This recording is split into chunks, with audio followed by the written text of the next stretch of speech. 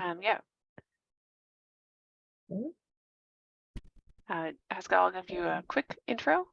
So Haskelle Trigue White is joining us from Corvallis, Oregon, woot woot. She is a senior geoscience major at Oregon State University and is now a geochemist technician for a hydrogeology lab researching how land topography influences terrestrial water and soil processes. The Tanaka Scholarship that she received from the Pacific Northwest chapter of the Association for Women Geoscientists helped her to apply for and complete a NASA internship working under a planetary geochemist at the University of Arkansas. And so we're super excited to have her here, super excited to see several people. I forgot to mention the Zoom housekeeping. Marcia already mentioned if you're not the presenter, please mute yourself to avoid the background noise. If you want to save bandwidth, you can turn your video off while Haskell is presenting. If you have ideas, questions, well, Haskell, this is a question for you. Do you want questions during your talk or kind of held to the end? How would you like to run that? I'll wait for the end. We'll hold on. Okay, great. So if you're burning a question, you pop it in the chat so you don't forget it, and then we'll go through those at the end, and we'll also have an open discussion. So thank you all for being here. I will turn it over to Hess. Thank you so much, Melanie. I'm going to share my screen, get that set up. Okay. Awesome. All right. Thank you. Hello, everyone. It is really nice to see you all. I'm very grateful for the opportunity to speak to you all today. So as mentioned, I won AWG's Janet Cole Tanaka Scholarship last year and have been invited to give a presentation. Today, I decided to split my talk into two sections. First, about my overall undergraduate experience, specifically how I navigated academic opportunities to get to the position I am in today. Then, I will present the research from my NASA supper internship last summer. I wanted this talk to be helpful for fellow undergraduates who might need help figuring out academia, but I also wanted to highlight the actions that my mentors have done for me to help me succeed. Many of you are in a position where you could be a mentor to undergraduates or younger, and I hope through my presentation you can better understand the perspective of a current student. I will highlight the actions and guidance that made me feel supported that could be of use in your own mentorship. And I also just wanted to highlight the accomplishments that the AWG scholarship has allowed me to pursue. So we'll start with how I found geology. I graduated high school in 2020 when the major shutdowns of the COVID-19 pandemic first started. My school district decided to graduate all its seniors in March 2020, so I had a lot of time to think about what I wanted to do. So after completing my high school's expeditionary program, I initially thought that I wanted a career in engineering, and I knew I wanted a career related to space, but I personally was not excited by the duties and responsibilities of an aerospace or mechanical engineer. So by chance, I came across an article by Dr. Eric Clemente titled "Dear College Students, You Should Take Geology," and I was sold. I was captivated by the interdisciplinary aspect and the ability to do field work, laboratory work, theoretical modeling, and more. I knew I could apply a background in geosciences to the space sciences field in a meaningful and interesting way as a planetary geologist. So, a week before my first week of classes, I switched to a major in geology, and soon enough, I was taking Geology 201, the introductory physical geology course, on my first day of college. I loved my introductory course, and I felt fortunate to find a major I was truly passionate about. But going into college, I had no idea what to do besides go to class and maybe stumble upon a summer internship. I didn't know about what extracurriculars to do, what scholarships to apply for, didn't really fully understand the concept of grad school. I didn't even know undergraduate research was a thing. A lot of this was made more difficult by the fact that all my classes were online and I was not living on campus. I was really lost and I didn't know how to reach my goal of becoming a planetary geologist. What I did know was that I was going to be around a lot of experienced people, so I decided to talk to my Geo 201 professor after class on that first day of school, and I asked him point blank how to best succeed as someone who learned what geology was a week prior. That first meeting was crucial, and I wanted to highlight it as my first tip. Connecting with faculty or professionals in your field is going to help you a lot. That meeting introduced me to the idea of undergraduate research, and my professor taught me about RAU's and OSU's URSA program, which is called Undergraduate Research Scholarship in the Arts. Reaching out to people also shows initiative, and it helped my professor to know who I am, remember my name, and it gave me a connection to someone who wanted to see me succeed. Throughout that term, I kept going to office hours, asking questions in class. I kept my camera on in Zoom during lectures. It definitely pushed me out of my comfort zone, but I gained valuable knowledge and a mentor. By the end of the fall term, my Geo 201 professor, Dr. Kaplan Yeltsin, told me to make a list of professors whose research I was interested in. I told him I was interested in working with a hydrogeology group listed on OSU's URSA program, and he contacted the advisor, Dr. Pamela Sullivan, who accepted me into her lab. Not only did reaching out provide me with research experience, but it introduced me to a lot of academic opportunities I didn't know existed previously. So one piece of advice I always share is to use your title as a student to learn as much about your field as possible. It's kind of like a superpower. Professionals are more often than not very excited to talk about their work with students and love answering questions. So talking to faculty, hearing their perspective, maybe even shadowing their workday is a great way to gauge how much you would enjoy being in your chosen field. A lot of my mentors have showed me scholarships, including AWGs, that have allowed me to focus on these extracurriculars. The connections you make will help you throughout your career. Everyone I've mentioned thus far is still helping me, writing me letters of recommendations, introducing me to new opportunities, sharing valuable insight every time we talk, and some are even here today to support my talk. So at this point in my journey, I am participating in a research project. So during URSA Engage, I worked on a project that studied the evolution of soil pore space and its effects on terrestrial processes. My job was to assist graduate students in soil sieving and pH tests.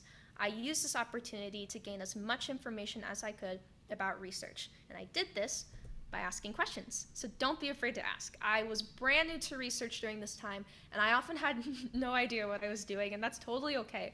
You're not supposed to be an expert, and it will be someone's responsibility to teach you the basics and train you on lab techniques. That is exactly what Dr. Sullivan and her graduate students did for me. For example, I didn't know how to read a scientific paper at first. The first paper I was given was about multi-stripe laser triangulation, which we use to quantify soil pore metrics. And I remember the first time I read it, I don't think I really learned anything because it was really hard to understand and it took me forever to read the paper. So I asked one of the graduate students what tips they had, and they recommended that I read the abstract, the introduction, and then the conclusion to understand the big picture, then move on to methods and discussion to learn about all the smaller details. And there really isn't one good way to read a paper, but the fact that I was told that I didn't have to read the paper from top to bottom was just a complete game changer for me. A lot of times people take these soft skills for granted, so it's up to us undergrads to ask those questions. Being in a research lab gave me the opportunity to move to Corvallis and do in-person work. During online school, this was an invaluable experience. I was super excited to be doing something offline. During this time, I helped grad students conduct field work and laboratory work which aimed to quantify soil structure that could be related to the soil's response to land cover changes over time.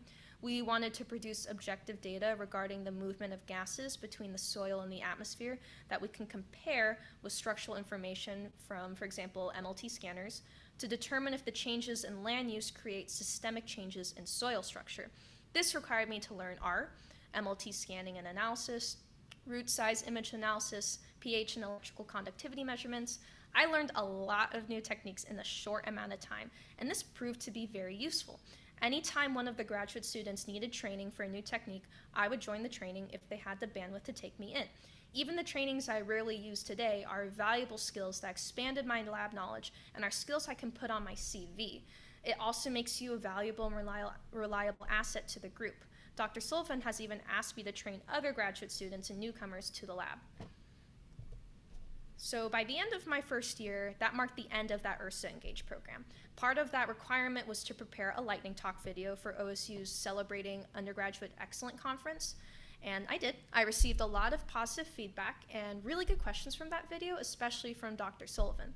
She was really impressed with both the video and my performance throughout the program, and she offered me a paid research fellowship for the summer and the next school year. That summer, I continued to work on the soil pore evolution project, and I did well enough that Dr. Sullivan pushed me to write an abstract for GSA's 2021 conference, which was accepted and approved for oral presentation. I presented in GSA Connect's 2021's recent advances in paleoclimatology and paleooceanography session, and my abstract was published in their conference journal, so that was my first DOI, and that was really exciting for me. My advice here is to sharpen your presentation skills and to watch other presentations from people in your field. Watching talks at GSA and at OSU introduced me to new topics and taught me how to give a presentation. These presentation skills can showcase your ability as a researcher, and it's one of the reasons why I got offered a paid research position, because giving a great presentation reflects both well on you and on your advisor. After GSA, Dr. Sullivan asked me to lead and design an independent research project in the same area that her other graduate students were studying. It's called H.A. Andrews Experimental Research Forest. This was during my second year of college, but all the skills I had gained through presentations, laboratory work, field work, writing skills, computer skills, it all gave me the confidence and ability to be trusted with this task, and I was really proud to be given that opportunity. I decided to study the weathering patterns in the soils from nearby Cascade volcanic arcs. This research also contributes environmental data from the Pacific Northwest that could determine how land topography influences terrestrial water processes important to the vitality of the region. To do this, I learned even more lab and field skills. So first, literature review was used to select sample collection locations and analytical techniques. To collect samples requires field work, so I have dug soil pits, learned how to install gas sensors, acquired soil cores, and learned how to keep a field notebook. Lab work was spread between several labs, including OSU Soil Health Lab, the Keck Lab, and 2 of Dr. Sullivan's labs here in Wilkinson. Not only did I acquire new laboratory techniques, but I also learned how to effectively collaborate with other scientists. The main techniques I used were microwave digestions to convert sediment into solutions. Then I used ICP OES, inductively coupled plasma, optical emission spectrometry to determine the elemental composition of the soil. I'm actually almost done collecting data, so I'm currently finishing up this project by plotting the results as how plots in R. I hope to present these results in the near future, and so the advice I have here for successfully conducting independent research is collaboration. Research in geology especially is inherently interdisciplinary, and I worked with a lot of different people. While I use this to gain a lot of experience, I also use these collaborations to learn how to be a good researcher. It's also important to remember that the people around you have a lot of valuable insight, but so do you. You are a part of the collaboration, and people can learn from you. When I started to recognize that, I felt a lot more comfortable in research.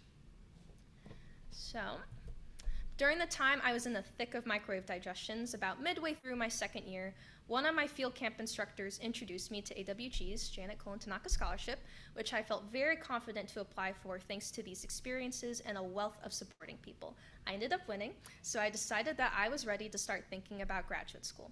Dr. Sullivan and I designed a project that would give me a variety of research experience that I could indirectly apply to planetary geology, so I decided to apply to a planetary science internship. I found NASA's Summer Undergraduate Program for Planetary Research, SUPR, through Caltech's internship website. So my tip here is to let universities find opportunities for you. OSU has Handshake, and our college, or my geology college, CEOS, frequently sends emails listing tons of internships, jobs, and fellowships. Since OSU doesn't have a planetary science program, I found schools that did, and I searched on their websites for a while. Thanks to all my research experiences and networking and scholarships, especially AWG, and thanks to OSU's geology program and all my mentors, I got accepted into NASA SUPR, and now I will present the research that I did last summer, which was at the end of my second year of college. So NASA SUPR provided the opportunity to conduct graduate level research in planetary geochemistry using complex models and space science facilities. I was paired to work with Dr. Vincent Chevrier at the University of Arkansas, where I was assigned to study the geochemical conditions on the surface of Venus during the possible transition between past habitable conditions with stable liquid water and the present-day hot and dry environment.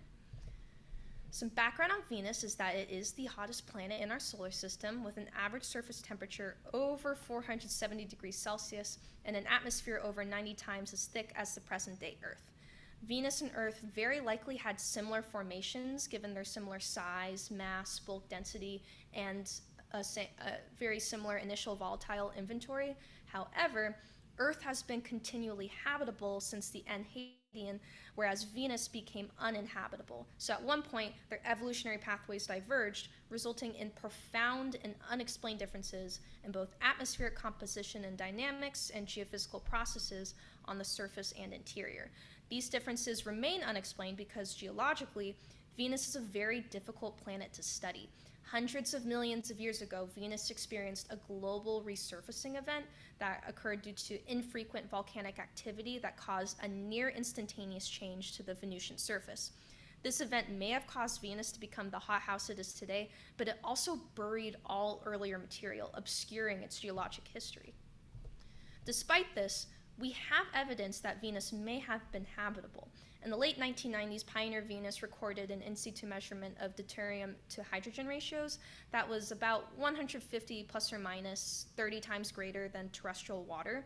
So that implies that Venus had a shallow ocean for much of its history, with one estimate up to 525 meters of liquid water if spread evenly across the surface.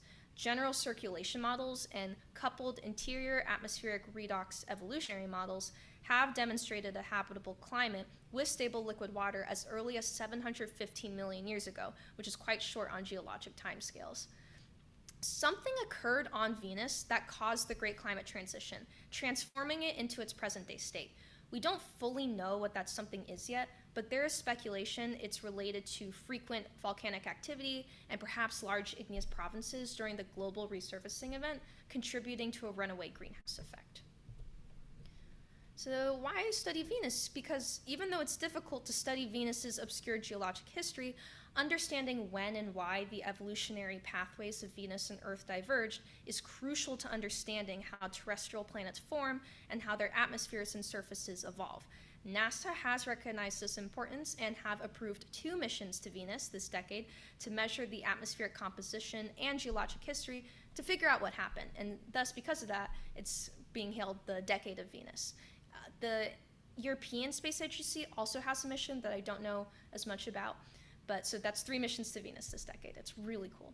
Until then, until we get those missions going, we need to use existing data to identify the most useful measurements we can make on the surface and atmosphere to figure out whether Venus was habitable, and if it was, what happened. To understand the Great Climate Transition, we present a thermodynamic model of Venus's geochemical evolution during this transition period to find mineral and gas markers indicative of earlier atmospheric conditions. We did this by using GeoChemist Workbench, specifically the REACT module. This program models equilibrium states and geochemical processes and systems that contain an aqueous fluid. It can calculate the equilibrium distribution of that aqueous species, calculate the fugacity of gases dissolved in that fluid, and trace the evolution of that system as it undergoes reversible or irreversible reactions in an open or a closed system. It can do a lot, and many of you are probably familiar with it. I really enjoyed working with it. To provide a conceptual model of the work we did, REACT begins a simulation by calculating the system's initial equilibrium state. The program then changes the system by adding or removing reactants to vary the system's composition, change the temperature, or vary the fugacity of gases in an external buffer. So in this figure, for example, we have a system containing aqueous fluids and minerals that remain in equilibrium as its composition, its temperature, or both change over the course of the reaction path. So changes in composition can reflect the explicit transfer of reactants into or out of the system, or the implicit transfer of buffering or gas fugacities and species activities. To model Venus's transition from habitable to inhabitable, we simulated the equilibrium paragenesis between various crust models of primitive ocean and the atmosphere. We then changed the temperature, so we have those initial equilibrium conditions, and we changed the temperature from 20 degrees Celsius to 300 degrees Celsius, and then we view the results of the evolution path. To go into a little more detail about the initial conditions, this is to simulate the primitive ocean. I use standard concentrations of seawater on Earth with an average temperature of 25 degrees Celsius. This model provides an approximation of a stable liquid water ocean during a clement period or temperate period. The typical concentration of chlorine was dedicated as a charge balance and maintained the neutrality of the fluid while minerals precipitated. I then added 7.5 micrograms per kilogram of aluminum to the solution because there's plagioclase present in some of the crust. So this is the average concentration of aluminum in seawater due to the dissolution of clay minerals, and this will satisfy that plagioclase feldspar present in nearly all basaltic rocks. I also added 3 milligrams per kilogram of iron. which is typical of ocean water because igneous rocks also tend to have iron. The crust is where I had some fun here getting this parameters. So for the final project, I decided on 3 crustal compositions. When I was initially doing this, I think I worked with 6 to 8, but for the final, I think these three were the best. So the first composition is tholeiitic basalt, which comes from observations from Venera 13, which is one of the few in situ measurements we've ever attained from the Venusian surface. Venera 13 and all the Venera space probes are from the Russian Space Agency. So that's how we got these compositions, and most of the Venus surface is basalt. It's heavily basalt. The other 2 compositions have not been directly measured, but come from the exciting research into Venusian tessera. Tessera is the oldest stratigraphic unit on Venus, and according to the average surface crater retention age, it's about 300 to 800 million years old. Therefore, tessera may be the only rock unit from before the global resurfacing event. This provides rare insight to the first 80% of the planet's history. So while the rest of that basalt is from the global resurfacing event, this might be from before it. We have not measured the mineralogy or the chemistry of these terrains, but the tessera folds we observe could come from silica-rich rocks if the crust is dry at the time of folding. We were really curious to see how these rocks would react in the Great Climate Transition, so I used surface emissivity compositions attained from VITRIS, which is the Visible and Infrared Thermal Imaging Spectrometer that's aboard the Venus Express. And using Gilmore et al.'s 2015 paper, they interpreted these measurements to be of granodiorite and anorthosite compositions, and thus the major oxides of granodiorite and anorthosite were used for the other 2 simulated crusts. We use 3 different partial pressures of carbon dioxide. We have a 100 bar model for the present day atmosphere, which is about 96 bars of pressure. Then we have 50 bars and 1 bars to model potential earlier atmospheres. So 1 bar would model potential temperate atmosphere, and 50 that transition to the current day.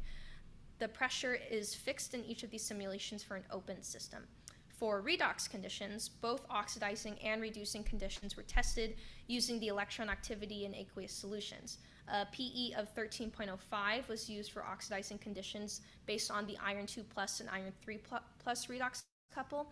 And then we used a PE of 2.407 based on the SH2S redox couple that was used for reducing conditions. All of these initial conditions were implemented, and the model changed the temperature from 20 to 300 degrees Celsius to represent that heat death transition. The program then calculated the most stable phases of minerals and gases and recalculated the pH and PE at each iterative step. And then we got some results. So I got a lot of graphs showing the mineral, fugacity, aqueous species, pH, PE, all showing the evolution of the surface on Venus. Today, I will only show you the mineral results. I will show the results for all 3 crusts at all 3 pressures, but only in oxidizing conditions. Each of the mineral names are at the end of their path. So for example, if you look at muscovite here with this blue path, the title is at the end of that path. So let's start with tholeiitic basalt. When I look at these graphs, when I look at these minerals, I looked for markers of specific conditions. So for example, when I see the nesosilicates and inosilicates in red hues, I notice that they start around 250 degrees Celsius and they remain until the end. We don't see them in higher pressures or lower temperatures, so they are a marker of high temperature and low pressure. If we were to find them on Venus, we could assume that Venus once had lower pressures. Mesolite in orange shows at medium temperatures and low pressures. Carbonates in the yellow, they stop around 250 degrees Celsius and lower pressures. You'll see the difference. I'll show the higher pressures soon. And feldspars appear at every pressures at higher temperatures. Phyllosilicates in darker blues, muscovite and phlogopite, for example, they don't really reach past 200 degrees Celsius unless it's annite, which appears at every pressure at high temperatures. And tremolite and amphibole is a marker of high temperature and low pressure right here. So some differences between the different pressures are there's no tephroite, andradite, diopside, those are nesosilicates, inosilicates. There's no mesolite, no graphite. There's some smectites that survive, but a lot of them didn't. There's no tremolite or phlogopite in these 50 bar models and above. quartz is consistent and unbroken at these higher pressures. So previously, quartz kind of gets broken up here. It gets stopped. But in the higher pressures, it remains consistent and undisrupted. Another observation is hematite is more prevalent in higher pressures, and it goes to magnetite. And carbonates appear throughout. So they used to have a kind of a stopping point in temperature, but now we kind of see them at every temperature for the higher pressures. And feldspars, they have greater temperature ranges as well. Next up, we got our first tessera model. So at 1 bar, carbonates tend to be below 150 degrees Celsius, but at higher pressures, they stay throughout. And once again, we see tremolite at higher temperatures, low pressure. And unlike the 1 bar previously with the basalt, quartz is continuously abundant and undisrupted by mesolite. So mesolite is still at the medium temperatures, and you will see absent in higher pressures. Something new is that the phosphates and sulfates appear. These are in lavender colors. At each pressure, they begin around 100 degrees Celsius. We also have some manganese oxides in gray and black here at higher temperatures. And then we have muscovite, which is a marker of lower temperature, as well as natronite in green. Moving up in pressure, we lose mesolite, tremolite, bixbyite, andradite, a magnesium smectite. Carbonates can survive at higher pressures, can survive at higher temperatures, and sodium saponite is a marker of low and medium pressures, and it goes away once it reaches 100 bar, but it survives up to 50. Another interesting difference is that alunite is only present in 50 bar and above, making it a marker of low temperature, high pressure. Once again, you can see quartz is undisrupted at all temperatures and pressures for this crust. The anorthosite tessera was actually a little more similar to basalt than granodiorite in its results. Tremolite and mesolite behave similarly to the models before. Smectites stop at around 250 degrees Celsius. Albite starts at about 200 degrees Celsius. Around the same time, quartz makes a comeback. And at 1 bar, the phyllosilicates stop at around 250 degrees Celsius. And we see in red, nesosilicates and illosilicates at high temperatures and low pressures. For phyllosilicates, we tend to see muscovite at lower temperatures and anite at higher. And once again, you can see that quartz is disrupted by mesolite. At higher pressures, there is no tremolite, garnets, inosilicates, nesosilicates, mesolite, minnesotite, magnesium smectites, they're not present. Quartz becomes more abundant, and alunite is only in 50 bars and above once again. So usually smectites had a temperature limit, except for saponite at 50 bar. It's present at about 300 degrees Celsius, so that's an interesting observation. Phyllosilicates in the darker blues also extend their ranges once you're above 50 bar to greater temperatures. We can see albite present at lower temperatures, which is about 125 degrees Celsius now instead of 200 degrees Celsius from before. And at all 3 pressures, we have a hydroxyl apatite, a phosphate, and it behaves pretty similarly. So it is in lavender, and it behaves pretty similarly through all the pressures. We are going to compare the 1 bar models between all 3 crusts. So we've got the basalt, the granodiorite, and the gabbroic anorthosite, and we're going to compare all their 1 bar models for the discussion. In comparing these 3 crusts, I'd like to point out our most significant and interesting findings for a primitive Venus. That's why we selected the 1 bar, because it represents a past Venus. So first, we have inosilicates and nesosilicates. They were always markers of high temperature, low pressure at every crust. The difference between them is granodiorite only presented andradite, while the other 2 had all 3 of diopside, andradite, and tephroite. And it really was consistent throughout these models that they stayed at these high temperatures. Mesolite is constantly at medium temperatures and low pressures. In the basalt and anorthosite, however, they disrupt the quartz pathway. The high aluminum oxide content in these crusts forces silica from quartz into the mesolite, and this never happens at high pressures, and it doesn't happen in the granodiorite. The lack of nesosilicates and inosilicates may be related to this, as granodiorite has significantly less of these minerals. Tephroite, andradite, and diopside only showed when quartz was broken up like this. When it came to carbonates, dolomite, siderite, magnesite, rhodochrosite, and calcite were present in every crust except granodiorite did not show siderite. That was most likely due to less mafic content. And in every crust, calcite was at high temperature, and dolomite and magnesite were at lower temperatures. For phosphates and sulfates, the tessera crust had anhydrite and hydroxyl apatite at high temperatures. And northosite had hydroxyl apatite throughout at every pressure.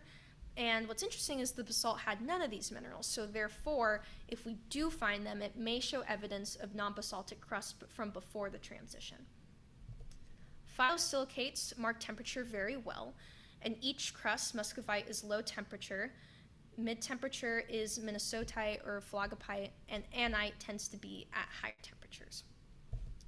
Finally, I wanted to highlight tremolite once more. It's what I'm most excited about from these models, because in every crust, this amphibole is a marker of high temperature and low pressure.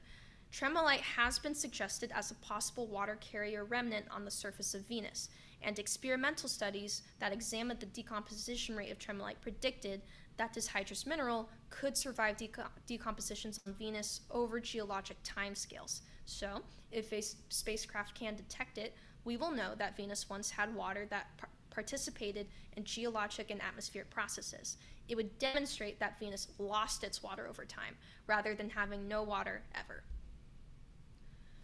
In conclusion, the results of this model show mineral and gas phases that were markers of specific conditions during Venus's possible transition from habitable to inhabitable. The presence of tremolite, mesolite, andradite, and muscovite are notable signs of a past climate with lower pressures. This model does not reach current Venus temperatures. It reaches 300 degrees Celsius, not 470, and that is something the program does not allow you to go past 300 degrees Celsius, unfortunately. So consequently, some minerals, especially the hydroxides, may destabilize in modern Venus conditions. However, the existence of many of these phases today could indicate a past temperate environment with stable liquid water. To close out here, I want to say that I finished my NASA internship last summer, and I am currently in my third year at OSU, senior by credits. Since then, I have continued working on my research projects, studying weathering patterns at HJA while I take my courses here at OSU. All my research experiences reinforced my desire to pursue planetary geology. They laid the foundation for a career in research and fostered an interest in studying terrestrial planets and exoplanets. Being an undergrad in geology and doing research gave me the knowledge and confidence to plan out a career I would thrive in. I gained a strong work ethic and the independence to forge my own path and plan projects that were enjoyable, intriguing, and applicable to real-world processes and questions. Over winter break, I applied to planetary science PhD programs, and yesterday I received a formal offer of admission from the University of Washington. I am really looking forward to whatever comes next in my journey. In all my endeavors, I realize the importance of mentorship and collaboration, and I'm very lucky to be presenting at an organization that recognizes these strengths. I hope this talk has given you a useful perspective on undergraduate research and perhaps ideas on how to best support the next generation of scientists. I could not have done all this without a lot of people, so first I would like to thank the AWG Foundation and the Pacific Northwest Chapter for awarding me your scholarship and inviting me to present today. You have provided me with both the confidence and stability to achieve my goals. A special thank you to Marcia, Melanie, and Emily for your help in preparing this presentation. I also want to thank all my mentors who have supported me so much, and I want to highlight these 5 here who wrote me letters of recommendation for the scholarship because they are a huge reason I'm here today. So thank you to Andrew, JC, Kaplan, Ben, and Pam. And a very special thank you to Pam and her hydrogeology lab, past and present members, for being a source of wisdom and inspiration for me. I've learned so much from you all. And thank you to Vincent and his students for my time at NASA Supper for helping me to find my next passion in research. Thank you all for listening to my talk. I will take questions now. Yeah, thank you, Haskelle. That was an amazing presentation, and I am very impressed and kind of intimidated, honestly. It's been a while since I looked at geochemistry. So yeah, I invite folks to please turn on your cameras and let's ask some good questions. And congratulations on the University of Washington. Just hooray for that. I'm very excited. I'll be visiting their campus in March, I think. Hi, Haskell. I had a question about the microwave digester that you talked about. What exactly is a microwave digester, and how did you use it in your research? Thank you. Thank you for asking. Yeah, I didn't go into too much depth about microwave digestions, but in OSU's Keck Lab, we have it is a microwave. It's a gigantic microwave, nothing you would want to put food in. But I take soil samples and I combine it with various acids, most prominent being HF acid. So that required me to get training in HF acid. Quite a scary acid. You have to wear like 2 layers of goggles and 2 pairs of gloves. A lot goes into it.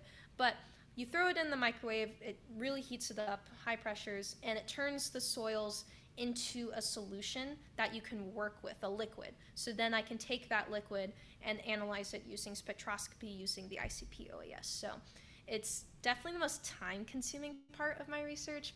It's just a very slow process. I think to do 12 samples, it takes about 6 to 8 hours out of your day. So, but I am very glad to know it. It's a very useful skill, very powerful. Thank you very much.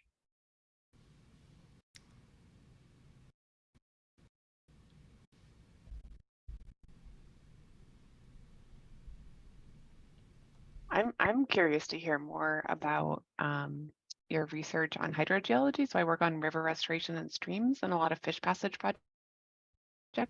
And I kind of joke to people that like step zero fish need water in the channel on the surface. And so I'm curious kind of like what sort of pathways and timescales you're looking at. Yeah. Or maybe I'm just going too nerdy. Who knows? No, I'll talk specifically about my independent one. I started that during my second year of college, so I'm a third year now, and it started off with helping people do H.J. Andrews field work, which I've dug some soil pits. I've not done overnight stays yet, but I've done plenty of one-day trips, and so that's where I initially got my samples. And when I designed this with Pam, we really wanted to look at weathering because that's definitely more on the geology side, which is what I really want to go into.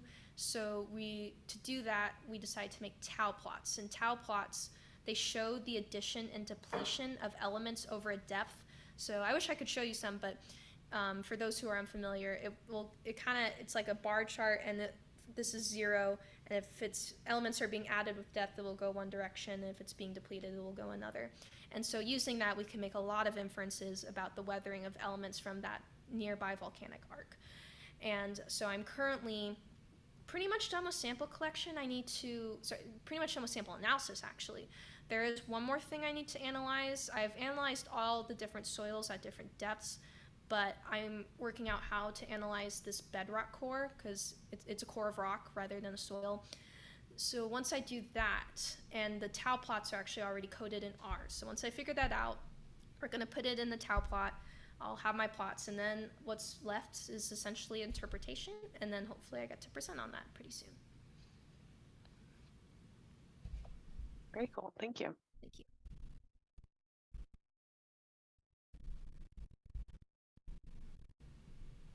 Stubborn Goat has a question in the chat.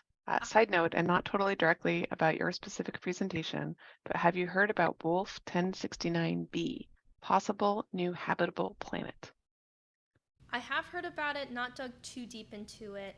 I will say that hopefully in my own research at the University of Washington, when it comes to exoplanet studies, which I am very interested in, and I will look into that a little more, there's just so many to keep up with, I think specifically I'm looking into doing biosignature research, so trying to find signs of life on exoplanets. So, maybe that one will have some, and I'll keep that in mind for what I do. But no, I'm not totally familiar with that exoplanet.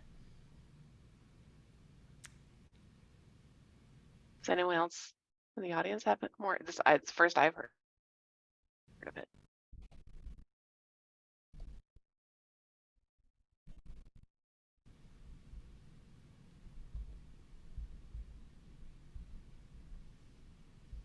Nope. Take any questions. Anything else? How would you determine exactly how to find life on those planets that you're looking for? You mentioned finding different types of rocks and minerals and the composition of oceans from afar, but without actually visiting those planets, how would you determine if there are signs of life?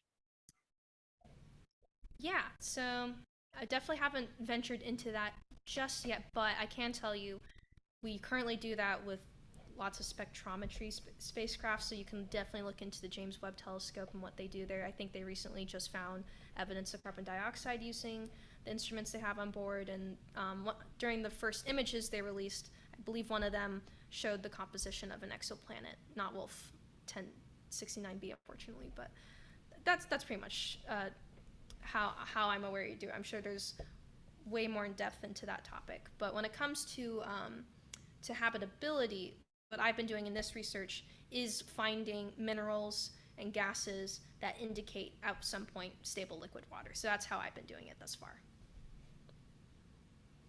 Very cool. Yeah, Rob, go. As a woman in science, how have you found support among some of your other colleagues and kind of venturing through some of that? And then looking forward as you go to UW now,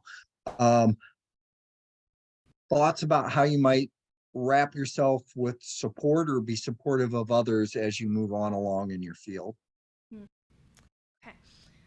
I was very fortunate to be in a lab that has lots of women. Dr. Pamela Sullivan's lab has lots of women who I look up to, and I ask them a lot of questions. So that's how I felt really supported, is I've been able to talk to a lot of people who are like me.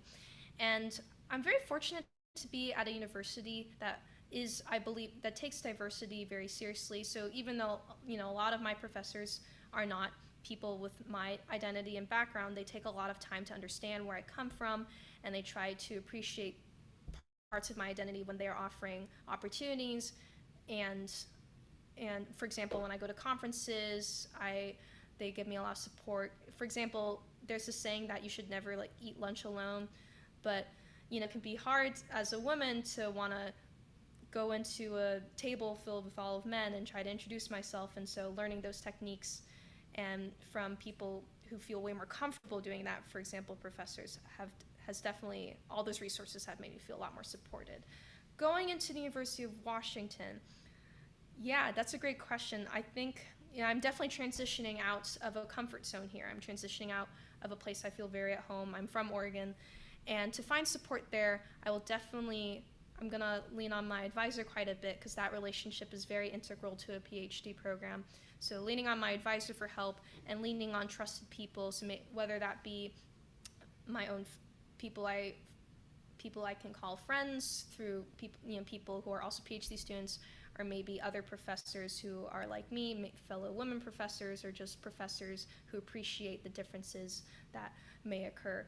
I think that's where I definitely will draw a lot of support. I am definitely a people person when it comes to support, and I love talking to people, getting different perspectives, and so that's what I'll probably continue doing.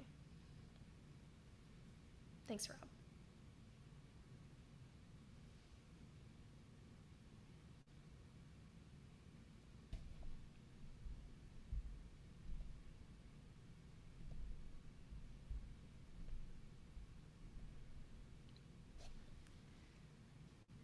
Anyone else?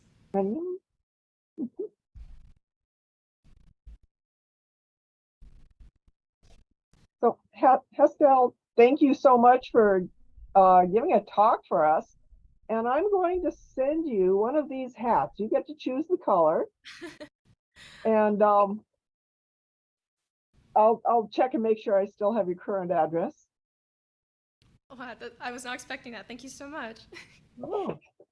Oh, thank you very much for giving such a great talk. I'm so glad everyone liked it. I'm very grateful to be here today. Thank you so much. Thank you, Sarah.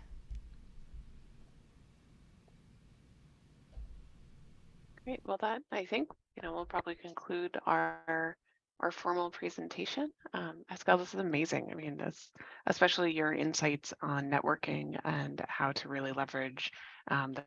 You're totally right. People want to help, especially students, and it is a superpower. So I hope people really took heart from that for wherever you're at in your career trajectory, find opportunities to help those around you succeed. So thank you for emphasizing that, as well as the super cool geochemistry that makes me dimly remember these things.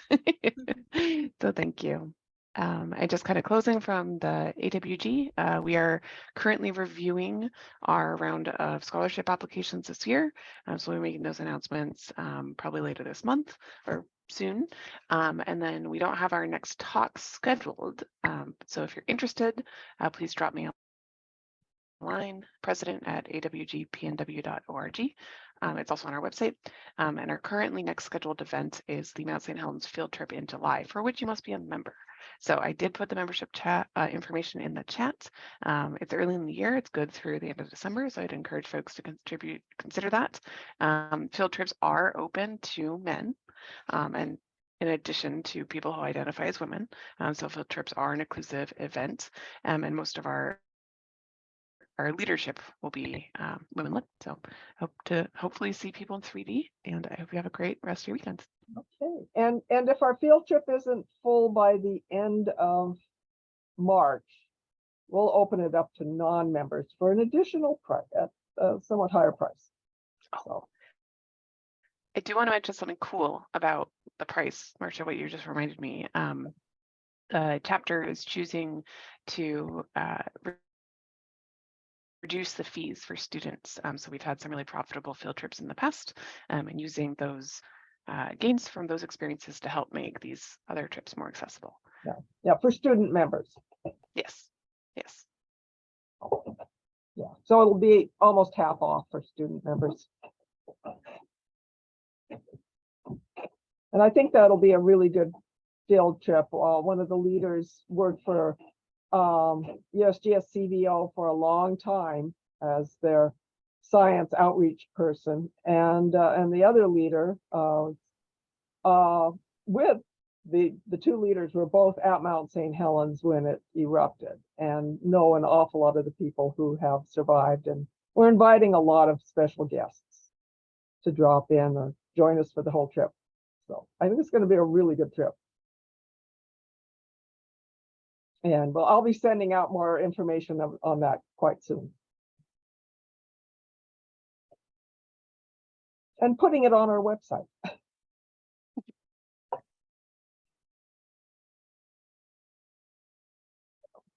All right, well, thank you again. All right. I think we're Hopefully done. see you all soon. Thank you. Bye. Congratulations. Great job. Haskelle. I look forward to seeing you up here in the Seattle area. Oh, great. I look forward to that too. Thank you. Bye.